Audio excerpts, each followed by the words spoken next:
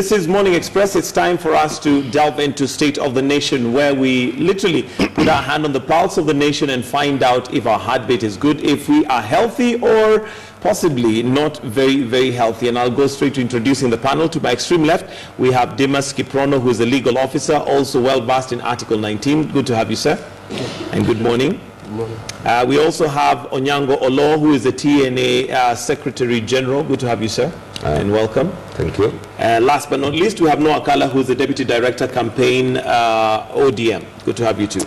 Good to be here. All right, now we do know that one of the things that has been happening in this country in terms of where we are is the protests that have been going on, and of course championed by CORD coalition, and that is for the removal and the reconstitution of the IEBC, which of course is viewed by some as not a very good arbiter for us to go into the general elections unless it is done.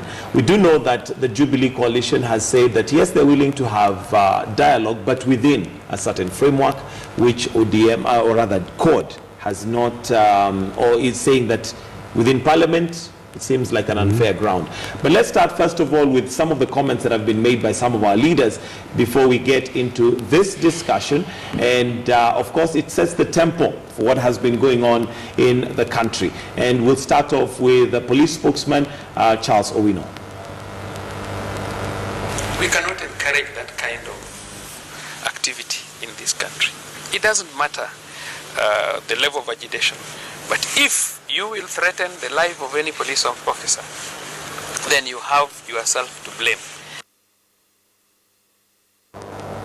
All right, so that's the police spokesman talking tough and saying that will not allow. However, this has culminated to Senator Muthama coming out and giving a statement yesterday and saying that they have called a ceasefire just temporarily for 7 days, and this is to give the Jubilee coalition time for them to come together and have dialogue. But let me start with you, Dimas. Yeah.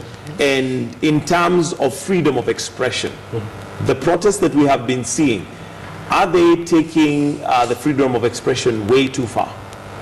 The way we've been seeing this protest is that the CORD coalition, on one hand, has a right to protest under Article 37 of the Constitution, but they have to do it within the perimeters of Article 27, which 24, which talks about limitation of rights have to be written by law, have to be legitimate, and have to be reasonable. So that if you look at the essence of the article itself, it talks about peaceably. We have been having challenges with the peace. But if these rights are conferred upon Kenyan citizens, but it is upon the government to facilitate and protect that right. So that throughout there should be the CORD coalition and the police should be in conversation. CORD should give a notice and the police should say, oh, you want to use this road, then we'll block this side, and by blocking this side we'll make sure that no infiltrators will come in. But we see a situation where on the one hand, the state is saying you cannot hold protests. On the other hand, CORD wants to do protests. And what comes... So under Article 37, it is a constitutional right and privilege for somebody to protest and to hold, to picket, as it were. But within, again, a legal framework. Within certain parameters? Yes, within certain parameters. From your opinion, has this been followed? From my opinion, there have been shortcomings on both sides, and so it has not been followed. And when we look at the Kenyan legal regime, we are working in the framework of the Public Order Act. This is a very old statute that has its roots in the 50s, in the quashing of the Mau uprising. So under the 2010 Constitution, it's not very clear whether the statute and the Constitution are in tandem together. All right, let me come to you, Mr. Noah Kala, yes. And your comments on the protests so far. Do you feel like they have achieved what they were meant to achieve? Okay, let me first begin by correcting a small misconception. It is not the Coalition for Reforms and Democracy that is conducting these protests. But they're champions. You have seen other political actors in the country, such as the KANU Secretary General Nick Salat, But in terms of the Okay. party leader of the NARC Kenya, Madam Martha Karua, all come in support of this effort, alongside various other parties. So it's not just a CORD affair. It's a broad-based agenda for all political stakeholders in this country interested in free and fair elections in 2017. Moreover, it's important to understand the backdrop against which we are having these protests, how we got here. Remember that following the controversial elections of 2013, we went to court and filed a petition in the Supreme Court. We submitted a 900-page affidavit that outlined various key issues against the IEBC and the manner in which that election was conducted, which was thrown out. Thereafter, a petition was filed in Parliament through an individual known as Wafula Buke. This petition was also summarily dismissed by the Jubilee Brigade using what they called the tyranny of numbers. So we've explored a variety of options, including the Okoa Kenya initiative, in which we submitted 1.6 million signatures, and this IEBC, which was a subject of the Okoa Kenya proposals, rejected 800,000 signatures on very flimsy Of which grounds. you had an opportunity to get the required numbers, but you did No, not. they did not give us that opportunity. The CEO announced that the same day that we had the option of topping up, the following day the chairman came and said that that option was not feasible. So what we're seeing is a commission that is a master of doublespeak, that has been tainted by serious allegations of corruption, including the Chicken Gate scandal, in which their counterparts in the UK have not only been prosecuted, but are currently serving jail time. A PAC report has been released that has condemned and indicted the IEBC commissioners. These are people who have been unable to put forward a tangible and understandable roadmap to the 2017 elections. And if Kenyans are to have free and fair elections in the next general effort, then we cannot have these commissioners overseeing this. And this is the reason why this broad-based coalition of political stakeholders has taken to the streets. You remember that during the Baba Wali Away effort, we made a broad appeal to all stakeholders in the country, including the president, to sit around a table and discuss various pertinent issues at the time, including insecurity, corruption, and electoral reform. A plea which was ignored by the Jubilee administration that say that we are after Nusu Mkate.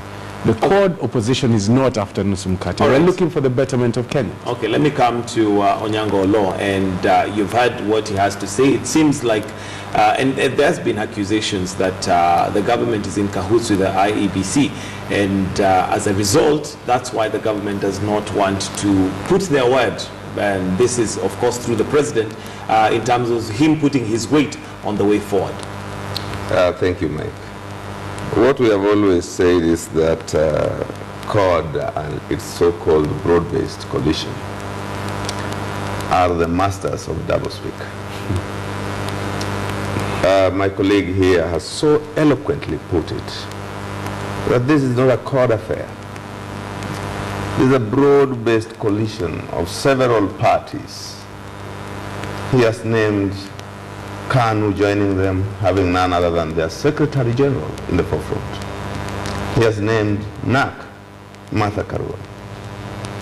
In the same breath, they come and tell you that they are not going to Parliament because they fear tyranny of numbers. You have heard them say, you have heard Musalia Mudavadi of Amani supporting their position. What is it that they fear in Parliament with that broad-based network? Is it that they still are a minority in Parliament? They are saying they brought a position through a full bouquet that was thrown out. The same facts that obtained at that time are not necessarily obtaining presently. The position of the Jubilee coalition has been simple. Yes to dialogue, but only through the established institutions of governance under the Constitution 2010. I want to tell you, Mike, and our viewers, very few Kenyans have indeed suffered to ensure that this country gets the constitution we have as the leader of CORD, Raila Odinga. And in 2010, we bequeathed that constitution, not only to ourselves, but also to our generations. It was a great moment, a moment that we had waited for over 30 years.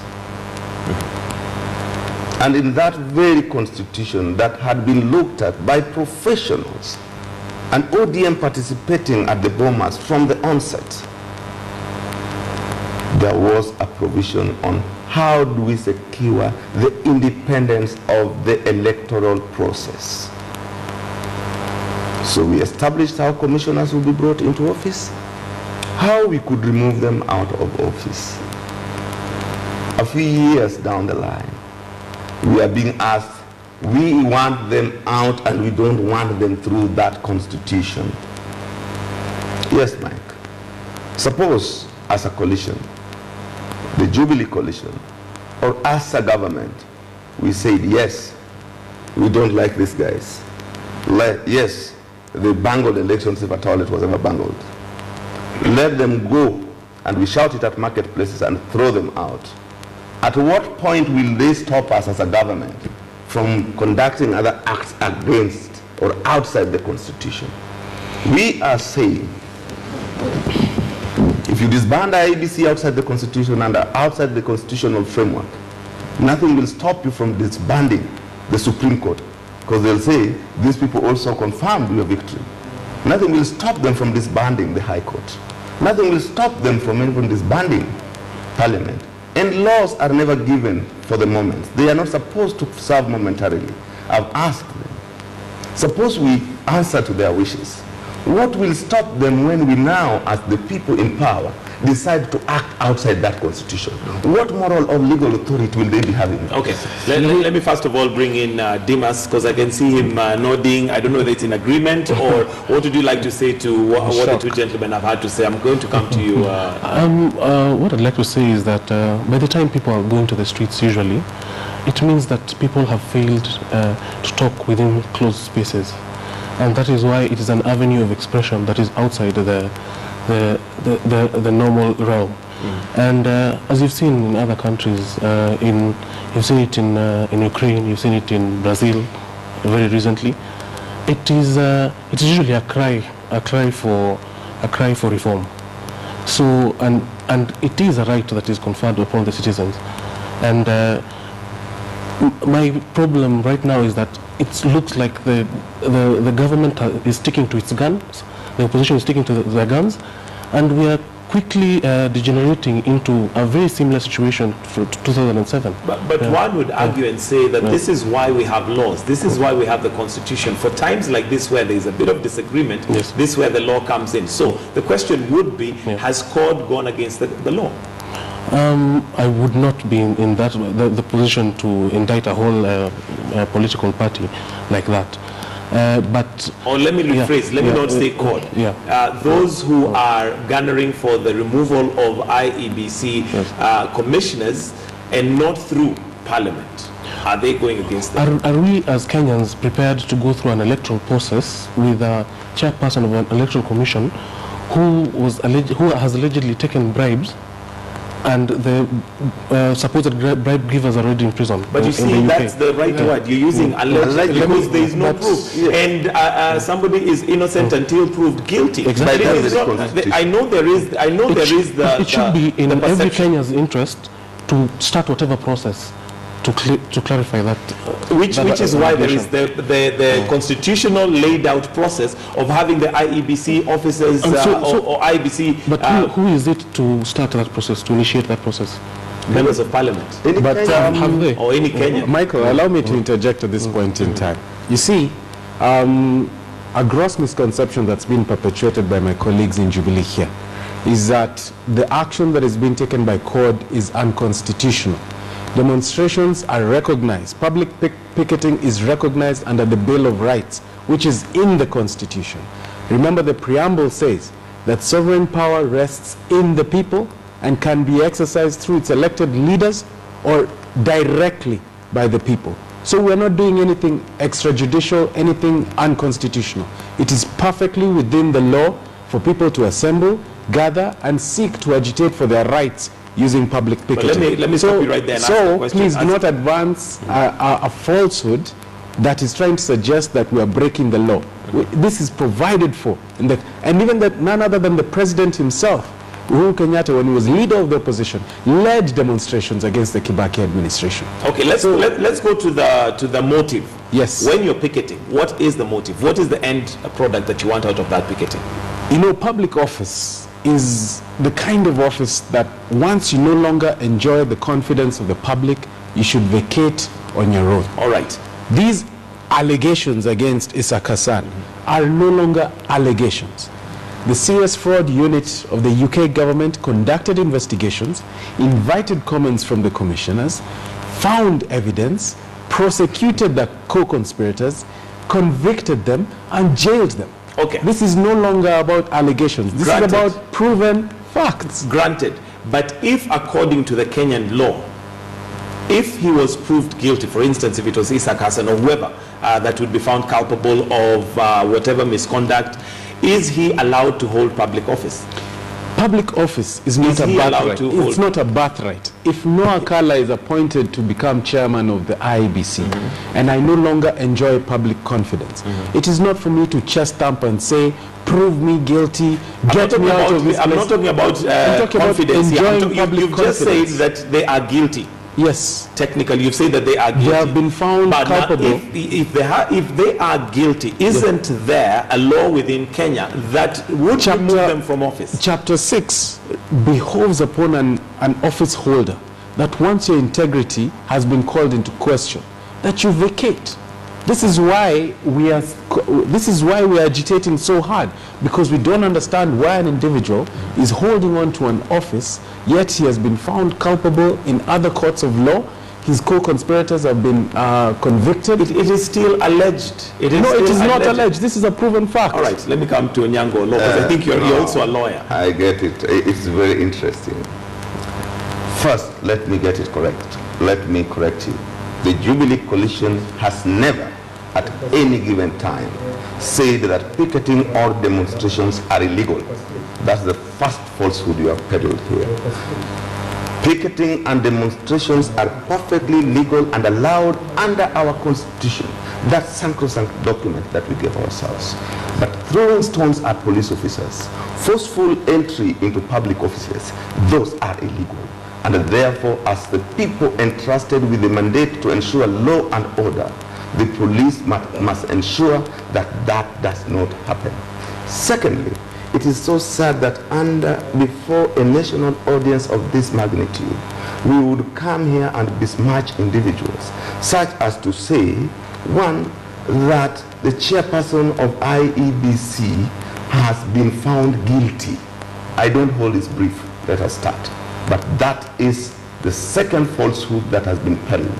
I know that people were convicted in the UK over the so-called Chicken Gate, and investigations were ongoing here. I do not know of any court process that Hassan has attended and has defended himself or failed to attend court and has been convicted. Thirdly, and let me correct you this from a legal perspective, Chapter 6 that is so often quoted is now being misquoted here with one-ton abandon. Chapter 6 envisages a situation that when your integrity is called to question, you go through a process, a disciplinary process under the organization in which you serve. Once that process has been concluded, including your right for appeal and review, then a finding is made that you cannot hold a public office. It is not that I wake up and there are allegations against Mike Gitonga that now we must take aside. Otherwise, every person whose name is mentioned, and nothing will stop us from mentioning Mr. Noah Kiala if I want your office tomorrow, and then ask you under Chapter 6, you have been mentioned, get out. I would welcome it. Hold on, no, I give you time to talk. As I conclude, I want you to get it right. We are not saying the demonstrations are illegal. We are saying stone throwing or forceful entry into public offices are illegal. We are not protecting IEBC as the Jubilee Coalition. Our position is simple. If you don't want them, table the facts, and follow the law as established. Why are you fearing? And you are broad-based with KANU, with NARC. You are probably controlling a majority in National Assembly. What is it you are fearing in the very institutions that you established? Let me come to Demas. And Demas, there definitely are other avenues of having this done. And one of them, of course, is through Parliament. And we have Senator James Orengo, who has also said that is not the only avenue that we can have IEBC reconstituted. Now, by the CORD coalition and those who are in support of the protests, because it's not just CORD coalition, we have also religious leaders who have said there's something needs to be done. What are the other avenues other than just through Parliament? Well, a citizen can lodge a petition against the chairperson or any commissioners. The president can initiate the process himself. But what I don't get clear from CORD is that is the problem the whole commission, or is the problem Ishaq Hassan? So that is a point that I need clarified from CORD, because it's not very clear. Okay, I'll come to Noah Kala, and he's going to answer on that. But the other thing that I would also like to find out from you, through a legal framework, what is dialogue? Because they've been calling for dialogue now for quite some time. And one may be left wondering, what is dialogue? Is it for Raila to sit with Uhuru and, as the leaders of the majority of Kenya and say, look, this is what we need to do? Or is there within a legal framework? Because they can sit down at some hotel somewhere and talk, and that is thrown out. If you look at Kenya's history, you'll find that at some point in time, people had to sit down and discuss whatever was happening. And the IPPG arrangement is one of those ways you can have dialogue, so that if it is the number of commissioners, the opposition and the government can decide on how many and who chairs and what and what not. But it is not really a framework that is under the law. Okay. Yeah. All right. So let me just clarify, because you've raised very important issues. One, what is the framework for dialogue that is being proposed? And two, whether the issue is Ishaq Hassan or the commission in general. Yes. Let me address the first one. In our minds, dialogue has been entered into in this country in various junctures when we've had political crisis. In 1992, before the introduction of multipartism through the repeal of Section 2A. In 1997, for the reform of the ECK and to allow the opposition to have a say in the appointment of commissioners through what is referred to as the IPPG agreement, the Interparliamentary Political Parties Group, and then in 2008, in the formation of the Grand Coalition Government. All of these agreements happened within a framework of dialogue, and the outcome and resolutions were then presented to Parliament for ratification. So the argument that Parliament needs to precede dialogue is not true. We have precedent where dialogue has preceded Parliament and has yielded peaceful and broad-based amicable solutions. So we should not act as though this has not been done in the past. What framework? This would invite all stakeholders in the country, the civil society, religious institutions, political parties, to sit around a table with nominees presented to talk about the issues on the table, the integrity of the commission, the composition of the commission, the number of commissioners, how they will be appointed, and this can be done through pro rata, where political parties, according to their strength in Parliament, get to nominate commissioners, the civil society, the clergy as well. That way you end up with a commission that gains the acceptance of all stakeholders in the country, and by the time we go to an election, it enjoys the confidence of everybody, and if in that election we lose, we have no problem accepting the outcome. But if we go into an election with the commission as currently constituted, with a secretariat that has fallen far short of the standards of competence required to run an election, a commission that incurs a bill of 19 billion shillings on EVID kits that do not even work on election day, and then petitions for a further 41 billion shillings telling us those ones are no longer applicable in the forthcoming general election. These people are burning through money like nobody's business, and nobody is bothering to ask. Jubilee is not concerned about the inefficiencies and money that's going down the drain through the IEBC as presently constituted, because they are direct beneficiaries of the incompetence of this commission. I think it would be unfair to say that they're not concerned, given the fact that all they're saying is not the issue of the IEBC commissioners, but how.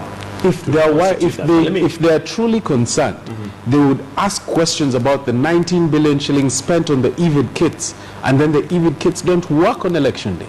They would ask about this 41 billion shillings that Issa Hassan's team is asking for 2017. All right. Let me hear from the Secretary General of TNA. Are you not concerned as a Jubilee regarding IEBC Commission? The fact that right now, as we speak, it's not just CORD, but we have quite a number of organizations that have come out to say that something needs to be done. They're beneficiaries. Thank you. Mike, if we were to start by what my brother Kala is saying about the EVID, the first person who will be behind jail is the leader of CORD. Raila Odinga literally forced the commission. When I remember that commission told them, we don't have time, we cannot procure in time, we cannot train our people, he said we are not going to do the manual system. In fact, he summoned the commission into his office, and they got in touch with the Canadians and insisted it is going to happen. So when you are, CORD cannot have their cake and eat it, please. About those equipments failing, they should be even held accountable for the loss of the CORD has never run elections in Kenya. They literally went out of their way, the leader of the CORD, to ensure that the EVID equipments were brought into this country. Misrepresentation of facts. I've been giving you... Okay, I've been very quiet. Fair enough. Mr. Continue. Secondly, they refer to the IPPG and the 1992. And rightfully, my colleague here points that these were preceded by times of great crisis. And I dare add, these times were not only moments of crisis, but moments that Kenyans felt we must now have a new dispensation, a new contract into how we want to govern ourselves. And those conferences started. But currently, after 2010, Kenyans said, we now have a document through which we want to be governed. You cannot take us back to IPPG. And I want you to have a look at the gender bill, which was just in Parliament the other day. The president went out of his way. The leader of CORD went out of his way to say, this bill must be passed. What happened when it went to Parliament? Parliamentarians rejected, and it was thrown out. That is to say, what these gentlemen are looking for is not feasible. Just go and discuss and have a proper discourse in Parliament. Because after all this conference has been conducted, after people have negotiated and talked, you still have to take it to Parliament, where they fear the so-called anarchy, tyranny of numbers. Where would the tyranny have disappeared to? Why should we go round and mark you? We have less than a year in the election calendar. Because the election calendar, to me, honestly kicked out in April this year. Because by April next year, we are just in those nomination processes and doing elections. Okay. If we were to get these gentlemen out and start the whole process, is it even feasible? So let CORD tell us what they want. What they want is, we don't have time for the elections, let us constitute serikali ya nusu mkate, chukweni nusu, tuchukue nusu, as we organize. Let's move the conversation forward, Onyango Law. And now CORD have called what we'd call a ceasefire and said we're giving 7 days for the ruling coalition to meet us and have dialogue. Is that something that's going to happen, or should we just expect after the 7 days the protests resume? Because Jubilee has not has rejected the call. And Mark you, let's also remember that the CORD principal, Raila Odinga, is on record saying that he has written to the president requesting for dialogue. And so far, it has gone silent, unanswered. He will write 10 times. The president is not about to abdicate his role in the constitution to take up the role of parliament. That could have happened. Suppose now the president were to say he wants dialogue, but he does not want IEBC. What do you want him to do? To throw them out? Does he have the powers to disband the commission? The issue is not to disband the commission, but it is to get an amicable way forward. These are when we had the Serikali of Nusumkate, it was brought about because we were in a crisis. Thank you. And we're in a problem where there needed to be negotiation. Are we in a crisis? Must we get to a crisis for us to negotiate? We are saying now, we have a constitution that we gave ourselves. And even if the president tried to do this meeting, if parliamentarians refuse, it will be an exercise in futility. So we are saying the president is the only man who swore by the Bible to protect that constitution. The leaders of CORD could write any letters on earth. They could have any wishful thinking. But there's only one man who, while in office and out of office, will be held accountable as to the extent to which he complied by that sacrosanct document, the Constitution. And that man is the President of the Republic of Kenya. You are asking the President to conduct meetings outside the Constitution? I can assure you, they will write so many letters. Okay. Let me explain to you what goodwill is. Because goodwill sorts out political problems. And for my colleague here, the Secretary General of Government, to say that there is no crisis in Kenya makes one wonder whether he lives on Mars. Goodwill is the Right Honorable Raila Odinga holding a parliamentary group meeting late into the night to persuade members of CORD to vote in support of the gender bill. Goodwill is the Right Honorable Raila Odinga writing to the president and telling him that put everything aside. The issue of 2/3 gender is constitutional and the women of our country need this. We can put everything aside, come together, hold a joint kamkunji with our members of parliament, whip them into shape to ensure that they vote. And the president ignored this. Goodwill is the Right Honorable Raila Odinga turning up in parliament to ensure that he supervises the voting of CORD members of parliament to ensure that the gender bill passes, while the president stayed mum in State House. That is goodwill. And here again, we are demonstrating goodwill. We have written to the president, we have made public appeals, we have gone even as far as suspending our demonstrations for 7 days to give the Jubilee administration every opportunity to embrace dialogue and talk about the issues that Kenyans are facing. And what we get in return, Kenyans can see for themselves. A haughty administration, an arrogant political posturing that shows you that their only concern is holding into power using whatever means. They're not concerned. Let's be fair. About the welfare of Kenyans. Away from political statements and politically correct statements, depending on which side somebody is, let's be fair. When you say that they are a haughty government, are you suggesting that they go against the Constitution? It is not unconstitutional for the president as the leader of a political outfit. Remember that he's not just president. He's also the leader of the Jubilee coalition. No. True or not true? Not true. Then how did he get to power? No. Was he elected by stones? Can I tell you? Let me finish my point. He did not get to power. If the president today decides that he tells the Jubilee administration move in this direction, he tells Jubilee legislators move in this direction, they will move in that direction. Case in point, he is their leader. And now he did not demonstrate goodwill in the manner that the Right Honorable Raila Odinga did. Because to he didn't supervise his troops, to hold the joint kamkunji to ensure that members are whipped. He did not give it the impetus that it required. Now, you see, this is all very unfortunate because the president is unwilling to talk. When it suits him, he is the leader of Jubilee. When it doesn't suit him, he is a weak, powerless president. Let Onyango Olo respond to that as the leader of Jubilee. Let me first inform my colleague here. I sometimes find the CORD very comical. When you say you demand a joint parliamentary group meeting between the opposition and government, what kind of system of government are you running? There is a reason for which you have the opposition and you have the government, and each has a role spelled out in the constitution. And the role of the opposition in parliament or under the system such as ours is very noble, and they must play it within the parliament. I'm talking within the parliamentary presence. Now, secondly, I think what CORD has been struggling for over the years is to get the president, and if they can get just one moment to whisper into his ears, tugawie kidogo. And that's what we are telling them. Remember, the president got into that office through a very vigorous campaign, and he made certain promises to the people of Kenya through a manifesto, which is not necessarily the same with that of the CORD brigade. He has a duty to achieve or to answer to the manifesto that he gave to those people. So we are not about to share this Mukati, then the people of Kenya are lost somewhere between because the political power elites are meeting. Secondly, to say that the president did not do enough is wrong. We didn't have to do our meetings in a hotel room as they did. I remember all members of parliament were called and actually whipped a state house over the gender bill.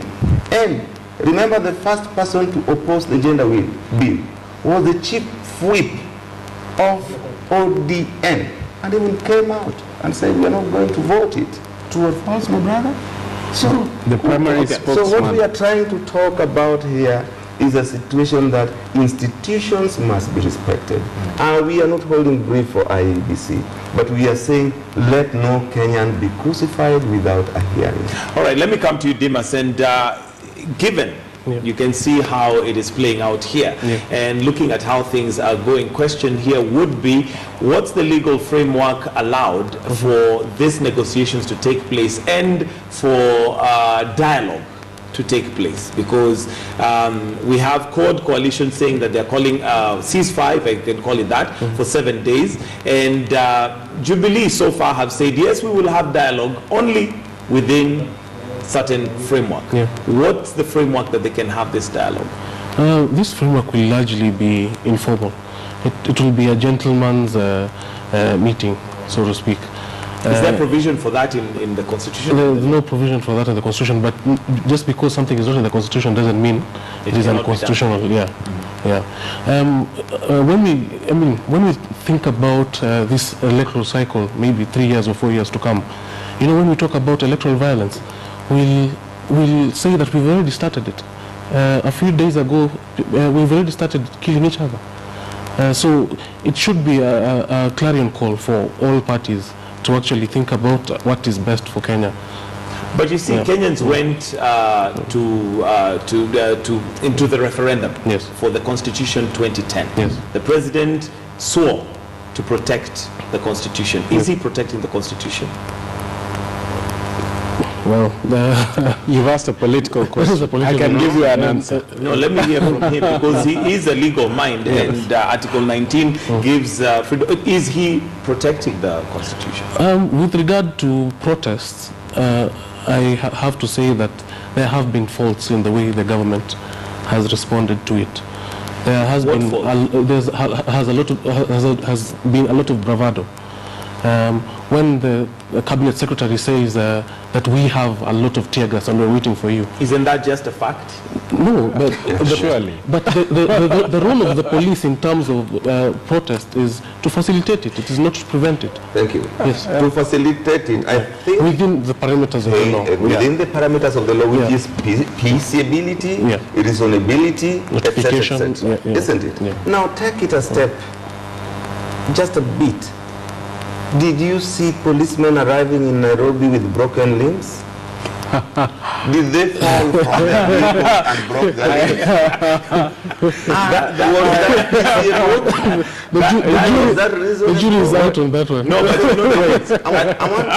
but as much as we saw them coming in, there's questions raised as to why they needed to come into Nairobi and whether that was just a PR stunt. Given the fact that we have people in Kisumu that died, Yes. we have people that were injured, who had to use those referral They hospitals. were not in airlifted. You remember brutality were very not well that the armed forces hospital which attends to them, these are our special cadre society. No. And we have the armed forces hospital in Nairobi. We don't have one in Excuse Kisumu. me. let him finish. No, it's not factual. I'm a medical Why don't doctor. you allow me I to have talk? practiced in I'll government give you a for chance. 3 years. I'll give you a what chance he's to- saying to- is not true. Why don't you allow It's me not to- true. The police do not fall under that cadre of individuals treated under the Armed Forces Act. Do you They were have- not treated do you in have- Forces Memorial. Mike, Let him can you impose the power of reasoning and argument in this forum? Let me hear from Onyango. One at a time. Then if we Listen. talk over each other, we'll not be able to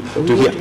Please go ahead. So my position, my brother, is you may decide where you want to treat your people.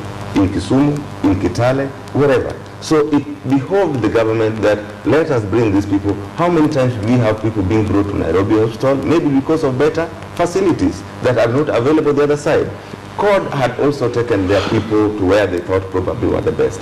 So what I was addressing before I was diverted was the elements of peaceability, the elements of reasonability was totally lacking on the basis, on the part of the CORD brigade who were demonstrating. And our position is simple. If these things are done peaceably, and maybe our colleague here now as a legal expert would probably advise us, can the right to picket be exercised in perpetuity? That every Monday until forever we will be on the streets. Is that contemplated or envisioned within the parameters of the Constitution? What we are trying to say, these people have turned what ought to have been a legal issue of removal of IEBC into a political issue through which they hope they can achieve power through the back door. That way they cannot get through the ballot, they want to get through the streets. So that Kenyans would say, this thing has become so ungovernable, bring Raila into government, mpatie hiyo nusu mkate, tuwe na amani. It will happen. Let me come back to Dimas before I come to you. And I just want to go back to the picketing. Yes. And at what point does it become, because really you're only allowed within the Constitution to exercise your constitutional right as long as it does not infringe Yes. on the rights of others. Yes. Now, the picketing so far, the first few ones maybe were a little bit more quiet, but they're escalating and becoming worse. At what point are we going to say that this has now gone against and is infringing on the rights of others? Well, the right to picket all over the world has never been undisruptive or inconveniencing. It's always been undisruptive, and it's always been disruptive. It will inconvenience others. It will inconvenience others. But obviously you cannot close down businesses of other people. You cannot prevent people from going to school. You know, there are those, that reasonability test. But in Kenya we have not really elucidated on the right to picket. It has not even been litigated a lot in court. So we actually need to sit down and think about... So we're saying that it's vague? It is vague, yeah. Okay. Yeah. All right, let me come to you now, Akal. I know you have many responses that you want to give, but also we are running out of time, so I need to... So let me prioritize on two issues. Okay. One, disbandment of the IEBC. Look at the manner in which the president pursued the disbandment of another independent commission, which was the Ethics and Anti-Corruption Commission, the EACC. Remember that through his machinations as the leader of Jubilee, he managed to persuade the commissioners and parliament to negotiate the exit of the then commissioners and to appoint new commissioners. True or not true? Very true. So it has been done with another independent commission. To say that it cannot be done with this one is to lie. How was it done? It was done with the president's goodwill. How? He's the one who initiated the process. Do we have evidence He's the of one, that? yes, it's on record. Give us. It's in the Hansard. The president is the one who put the petition to parliament. Why can't he do the same for the IEBC? This is not something that Noah Kala has made up. It's on record. Read the papers, watch the news, watch parliament. And on the issue of picketing, the reasonability test, I think, has been passed on the part of court. We notify the authorities, we give them our routing, we appoint officials known as peace marshals. These peace marshals are clearly marked with reflector jackets, written peace marshal. They walk on the fringes of our marches and within the marches to identify any potential troublemakers, and they're supposed to work in tandem with law enforcement officers to identify these troublemakers and point them out to the authorities for arrest. However, we have received little to no cooperation from the police. When we assemble, they don't come to escort our marches. They don't come to guarantee the security of protesters. They don't come to guarantee the security of businesses. And keep in mind, no public institution or no business has been looted. No business has been... There has been looting. There has been looting. It's only that we cannot prove whether those were hooligans or they were part of the protest. But they were as a result of the crowd. They maybe took advantage. Show me even one business where there was looting. Oh, there has because I have participated as chief marshal in all four demonstrations. I discount that there has been looting and there has been people who have been In Nairobi. Where? In Nairobi. Where? In Nairobi. Okay. The demos have been held in Nairobi. Where has there been looting? Are you saying that there has been no looting whatsoever? I've been saying the papers that did not take place. You see, mugging happens in Nairobi every other day. So and that just only right. proves the incompetence of the police. Instead of coming to guarantee the security of Kenyans, they're more concerned in demonstrating to us the military might, parking those big trucks that spray water on everybody, instead of coming to guarantee the security of businesses. Now, the question that Kenyans ought to be asking themselves, after killing 3 Kenyans who are exercising their constitutional rights on Monday. Remember, the greatest violence that Kenya has seen has actually been wrought by the police on its citizens. After doing such a dastardly act, they saw it fit to airlift their officers with little scratches here that we don't know were inflicted by who. They might as well have been inflicted by themselves, and failed to airlift the victims of their own brutality from Siaya and Kisumu. What does that say to Kenyans? What does it say to Kenyans when the Secretary of Government is here telling us that police officers are fine to airlift those with dislocated fingers and broken toenails while leaving dead people to suffer in Kisumu? While leaving shot people nursing injuries with bullets lodged in their bodies in Siaya. What do you have to say to that? That is your hometown. And those are hear your what people. you have to say, because, well, there we have some Those are your people. officers coming in. But closing comments, How will you go home? Onyango Olo. How will you go home respond to over the that? weekend? Then What will you need to tell find them? out. Ask him All to right. shut up. What will you All right, tell no, your allow people? him to speak. Allow him to speak. No, for your information, I was home on Friday. I was home on Monday when picketing was taking place. I'm headed there tomorrow in time. I never ran away from that city. That is my city. And forget those things you're talking about here. Now, no one wants us to bring corpses that they are suffering. I don't know. If you're a medical doctor, I don't know what you want us to do with corpses in Nairobi. Our position has been simple. Let there be peaceful demonstration. Let people agitate for their rights in a peaceful way, but let the law prevail. For us people in government, our position remains the same. We are the only ones. The president is the only one who swore to protect that constitution. God wants the president to abrogate or to abdicate his responsibility under the constitution, to negotiate with them so that they can corner him, they can corner the Jubilee people, in the hope that we will share with them government. Maybe to wind up, Onyango Olo, sorry to cut you short. Yes. Now that CORD has announced and said that they're suspending the protests, Yes. what is your comment in regards to that? What is the response we should expect from Jubilee? That the response they should expect from us is simple and clear. Now that you have seen sense, bring that petition the fastest possible in Parliament so that we look at it. If it is justifiable, if it is, it has evidence, we throw those gentlemen out. And let it be clear-cut with sufficient evidence to call for the disbandment of the commission or even the throwing out of the specific commission as mentioned. Finally, your closing comments on the way forward from a legal perspective. Well, for me, it's the right to picket is a constitutional right. It is not one of those rights that it is not like those other rights that cannot be limited. It can be limited, but there should be a clear-cut way in which it is limited, and the state has the role to facilitate. And it also has the role to protect. So it facilitates the protesters and protects the businesses. Yeah, so the notion that it is actually called to keep peace is not very... Is not correct. Yeah. No, Akala, your closing comments, very briefly. CORD is open to dialogue. We have made this appeal 4 times. We shall continue to make this appeal because we are interested in a free and fair election for 2017 and peace thereafter. It is not about who wins election. It's about the free will of the people. We seek to respect it. We beseech our president, because it's not just the president of Jubilee, it's the president of this country. We beseech our president to come down and listen to the will of the people. There's a crisis, people have died, and this is under your watch. History will judge you harshly if you don't respond. Thank you very much, gentlemen. We have Noah Akala, who is the Deputy Director Campaign for ODM. We have Onyango Olo, who is the TNA Secretary General. I'll give you a chance to close. And Dimas Kiprono, Legal Officer, Article 19. And, well, that's where we're going to wind up State of the Nation this morning. A very heated debate, obviously. But let me just read a few of your comments. We have Samson Omechi, who says, let me see. We have, please ask Onyango Olo where officers of Kapedo were not flown into Nairobi. We have Jean, who says that simply no to Nusumkate. All right, we'll just wind it up because of time. But do keep it right here on KTN News. We've got some news updates coming up very, very briefly. And also later on, we've got Tech Central, so don't go away.